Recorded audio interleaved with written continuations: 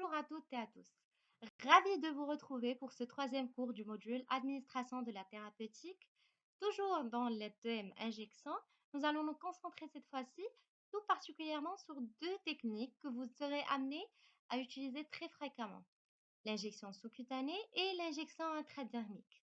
Dans ce cours, nous allons découvrir ensemble les différentes techniques d'injection, leur indication, le matériel utilisé, ainsi que les bonnes pratiques pour assurer sécurité, efficacité et confort aux patients. Donc, vous apprendrez à préparer le matériel, à choisir le bon site d'injection, à exécuter le geste technique avec précision, tout en respectant les règles d'hygiène, de sécurité. Ce cours est accompagné de vidéos explicatives, de schémas clairs, de fiches pratiques et d'activités interactives pour vous entraîner. Je vous souhaite donc une excellente formation et n'hésitez pas à poser vos questions dans l'espace forum. Alors, pour l'injection sous-cutanée, donc c'est une technique qui nécessite un temps de préparation de 3 minutes, puis un temps pour le soin du... Donc, c'est une technique qui consiste à introduire une solution médicamenteuse dans le tissu sous-cutané ou hypodermique. Ce type d'injection peut, dans certains cas, être pratiqué par le patient lui-même. Donc, pour les indications, ce sont les produits médicamenteux injectables qui ne pouvant pas être utilisés par voie veineuse, l'injection de produits anticoagulants et d'insuline. Donc, pour le matériel nécessaire pour le soin, on aurait besoin d'une seringue et aiguille solidaire en monobloc pour l'anticoagulant à bas poids moléculaire ou pour l'insuline, ou bien un stylo injectable ou une seringue adaptée à la quantité à injecter. Donc, comme vous voyez ici,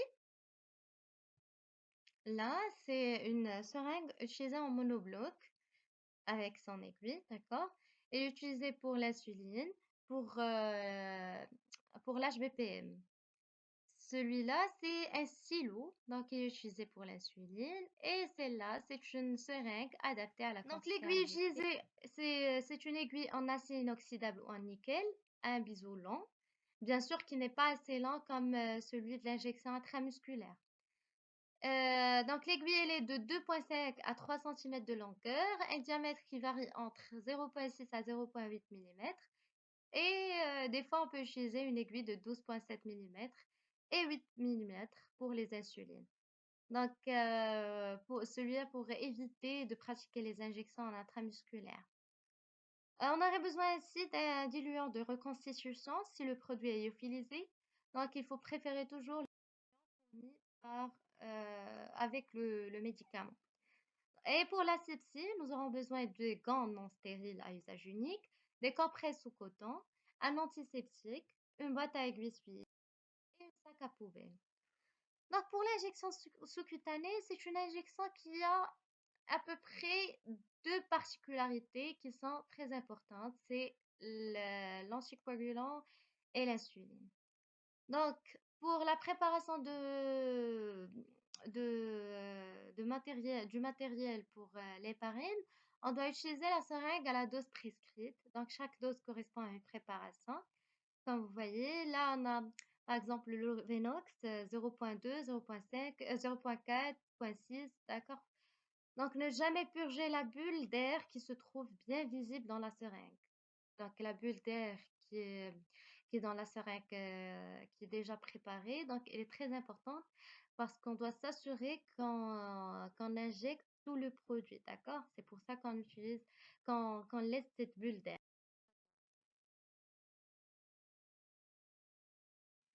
Pour l'insuline, il faut prélever la quantité de produit nécessaire du flacon de l'insuline de 100 unités par ml. Dans le cas de l'utilisation de stylo, introduire l'ampoule de l'insuline dans le logement du stylo et revisser le capuchon et purger.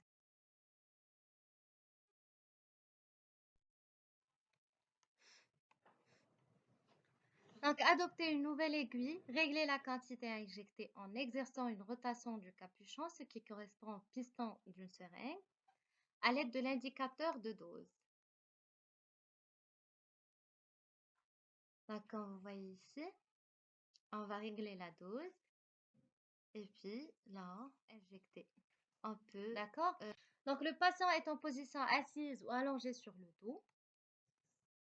Donc, on reconstitue le produit si nécessaire en injectant la quantité de diluant dans le flacon d'une manière aseptique. Il faut désinfecter le bouchon. Mélanger le produit sans le secouer. Réchauffer le produit entre les mains, d'accord, pour bien le diluer. Donc ici, on a les différentes zones qu'on peut ponctionner lors de l'injection sous-cutanée. Là, à la face du dos, on a la face antérieure de la cuisse. En fait, on va parler de la face du ventre, d'accord? Donc ici, on a la face antérieure de la cuisse, le quart supéro-externe, fessier, là par le dos, la partie antéro-externe et supérieure du bras, ici, l'abdomen à 10 cm du nombril, d'accord? Mais ici, on risque d'être dans l'intramusculaire si on ne dépasse pas les 10 cm. Donc, désinfecter la zone de ponction choisie en un seul passage de compresse imbibée d'alcool. Former un pli en pinçant la peau avec le pouce, l'index et le majeur sans pincer le muscle. Selon la corpulence de la personne, la taille de l'aiguille ou de la zone. Donc, il faut piquer perpendiculairement ou latéralement à 45 degrés au plan de ponction. Généralement, 45 degrés. Pour les stylos à insuline, il faut appuyer sur le bouton du stylo et laisser l'aiguille en place en 5 secondes sous la peau après l'injection. Ne lâchez le pli qu'au moment du retrait de l'aiguille. Retirez rapidement l'aiguille et la seringue à la fin de l'injection. Désinfectez le point de ponction et éliminez l'aiguille dans le collecteur de l'insuline. Des fois, on a une certaine formation d'excès de peau au niveau de la zone qu'il fonctionne. Donc, cela est à cause d'une répétition d'injection dans la même zone. Donc, il est conseillé de changer les points d'injection à chaque fois pour minimiser les variations de résorption. Donc, cela dit, la vitesse d'absorption de l'insuline est différente d'une zone à l'autre. Par exemple, à l'abdomen, l'absorption est rapide. Au niveau des cuisses et fesses, elle est lente. Au niveau du bras, elle est modérée à rapide, d'accord? Donc, on doit faire les injections au même endroit et à la...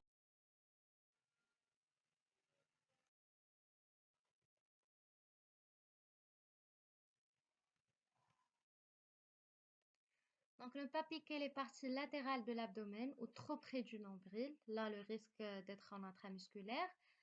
Les nouveaux flacons d'insuline, il faut les conserver au réfrigérateur entre 2 et 8 degrés. Les flacons entamés peuvent être maintenus à température ambiante jusqu'à 25 degrés Celsius, désolé, à l'abri de la lumière, de la chaleur et dans les bonnes conditions d'hygiène, une durée d'1 mois au maximum.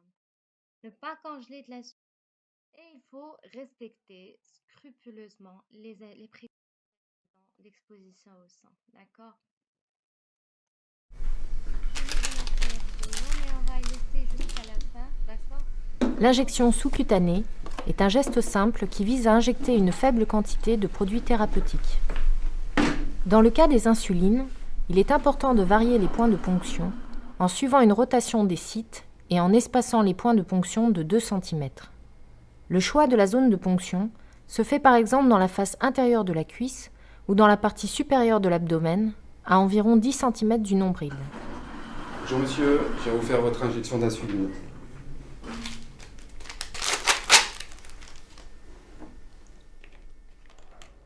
L'infirmier prépare son matériel.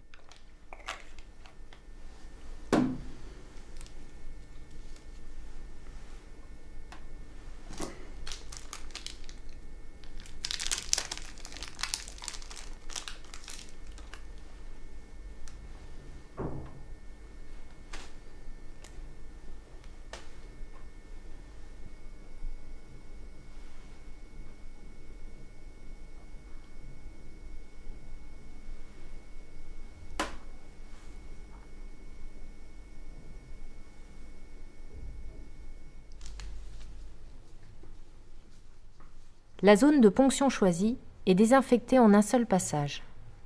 Puis l'infirmier pince la peau avec le pouce et l'index. La peau est pincée superficiellement pour éviter de saisir le muscle. L'infirmier pique entièrement l'aiguille et ne lâche le pli qu'au moment du retrait de l'aiguille. Il élimine l'aiguille dans le collecteur à aiguille souillée et désinfecte la zone de ponction.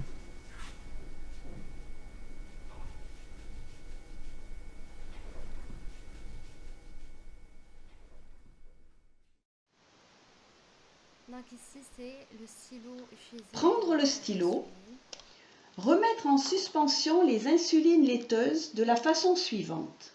Rouler 10 fois le stylo entre les mains, puis l'agiter 10 fois. Ces gestes ne sont pas nécessaires avec les insulines translucides. Fixez l'aiguille sur le stylo.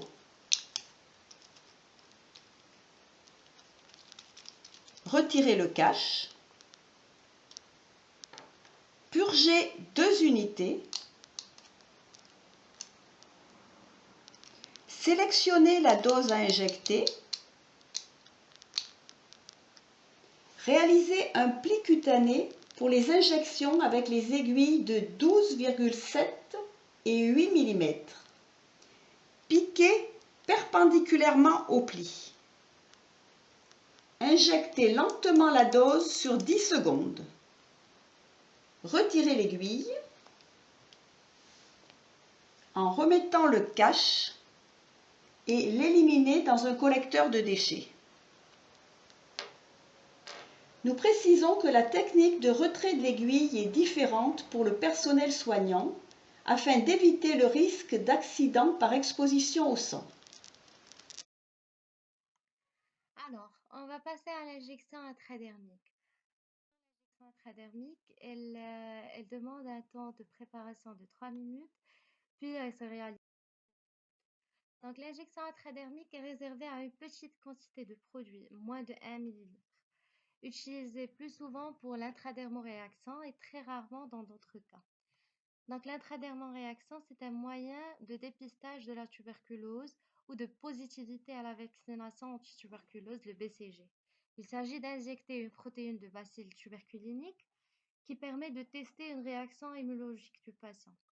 Donc, les produits médicamenteux injectables en particulier nécessitant cette voie, les vaccins, y compris le BCG. Donc, le matériel nécessaire pour le soin, c'est la seringue et aiguille solidaire en monobloc. Pour la sepsie, des gants non stériles à usage unique, un compresse coton, antiseptique et le comprimé. Donc, la seringue est prête à l'emploi. Donc, elle est conservée au réfrigérateur. Donc, on la laisse à température ambiante 1 heure avant l'injection. Les produits utilisés sont reconstitués avec le diluant fourni ou de l'eau de pression, comme vous voyez ici.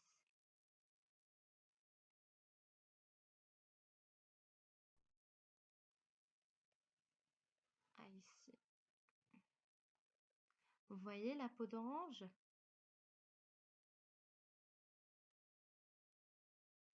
Donc, pour l'intradermoréaction, on doit marquer l'emplacement de l'injection et on lit les résultats 72 heures après l'injection, d'accord? Donc, une légère papule indurée de plus de 5 mm ou un érythème de plus de 7 mm indique une radio positive au test, d'accord? Donc, vérifiez la présence de la peau d'orange qui s'estompe en quelques minutes. La peau d'orange non infectuée, donc la lecture du test sera irréalisable. Donc, c'est important d'avoir la peau d'orange.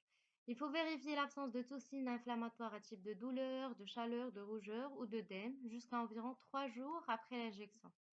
Dans le cas de l'intradermoréaction, demandez au patient de ne pas laver la zone pendant les 20 heures d'attente. Donc, pour les complications à risque, on a comme risque une douleur en cas d'injection d'un volume important de produit.